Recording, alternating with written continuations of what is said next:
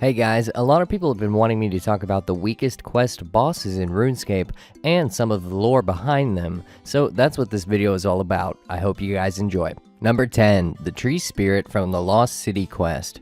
Its combat level is 101 and its hit points level 85 and its max hit is 10. It sits down in the dungeon of Entrana, guarding the Draymond Tree.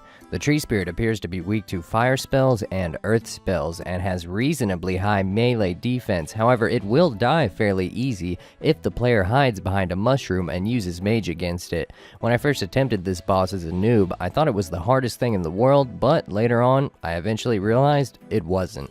Number 9, Elvarg from the Dragon Slayer quest, a boss all of us have slain at one point or another. She has 83 combat, 80 hit points, and her max hit with melee is 8 and 15 with magic.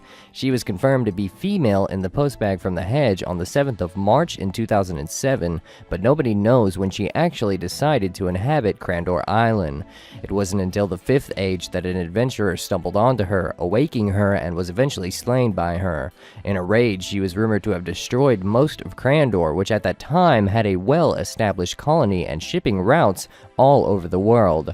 Elvarg is the final boss for free players and will always be the initiation into the transition of becoming a member. Number 8, the Kendall from the Mountain Daughter quest. His combat level is 70, his hit points 50, and his max hit is 9. The mountain people believe him to be one of their gods, however he is in fact just a man wearing a bear suit. You, the player, discover Kendall's secret after stating that he looks like a man in a bear suit. The Kendall then unwittingly exclaims, "How did you know?" He only uses melee and has very little HP, so he's very easy to fight, and he's most known for his bear mask that he drops after you kill him. Number 7, Sigmund. He appears in the Lost Tribe quest, the Death to the Dorgashun quest, and Another Slice of Ham. He's a high-ranking member of the Humans Against Monsters clan and formerly an advisor to Duke Horacio, the Duke of Lumbridge.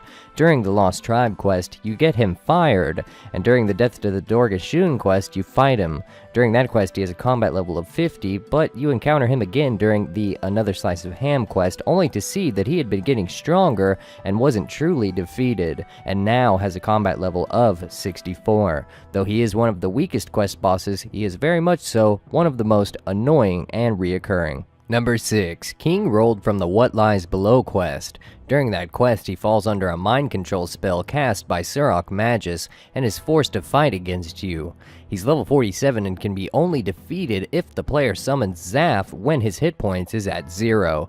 The same day the quest was released, King Rolled's graphics were revamped. Here's what he looked like in the past, and this is what he looks like now. It looks like he's gained a little bit of weight in the after picture. Though he is the ruler of Misthalin, he is mostly influenced by his spoiled wife and usually does everything that she says. Number 5, Tolna from the Soul's Bane quest. Tolna started off as a young boy who ran away from his parents' home in Varrock, but he stumbled onto a rift and ventured too far in. The dungeon's power morphed him into a three-headed beast who is killed in the final part of the quest, and after being defeated, he returns to his original form, being a human. Though he was a young boy when he first disappeared, he's now a much older man. Once he's reunited with his parents, he then decides to start safeguarding the rift that adventurers pass through, so they won't accidentally suffer the same fate that he had to for so long. Number 4, Solus Delager from the Wanted quest. Solus actually doesn't have a combat level, however he only has 40 hit points, so it can't be too high, but there is no doubt that he's an extremely powerful mage. This is demonstrated during a cutscene in the quest when he casts Ice Barrage and kills all the guards around him in one hit.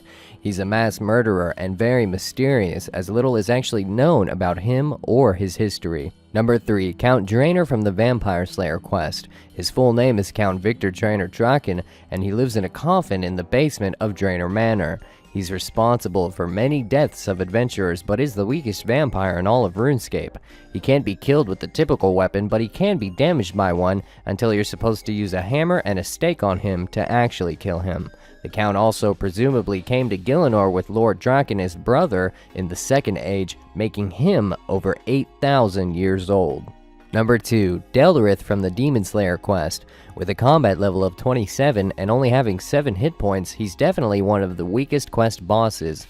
He's a demon of unknown origin, resembling a Lacer demon in appearance. However, there are no Lacer demons that actually really resemble him. He was once summoned in ancient times by a cult of monks, but quickly defeated by an ancient knight of sorts with the powerful weapon known as Silverlight and an ancient incantation. But for some unknown reason, the Dark Wizards at the south entrance of Varrock are performing the ritual to summon Deldrith into this world again. Number 1. Alamone from the quest Haziel Cult. With a combat level of 13 but a hit point level of 25, he is without a doubt the weakest RuneScape quest boss that exists, at least in old school RuneScape. He's the leader of the cult of Haziel south of Ardoyne, but players can choose whether or not they'd like to side with him during the quest. If you choose not to, Alamone must be killed later on. He'll drop Carnelian armor, but only during the quest itself. An interesting fact about his character, though, is that when he does attack you, even though he appears unarmed, instead of a normal punch noise, a dagger sound is made instead. Thanks for watching, guys. I hope you enjoyed this video and liked learning about some of the lore behind some of the weakest quest bosses that exist within RuneScape. That's all I've got for you guys today, and I will talk to you guys later.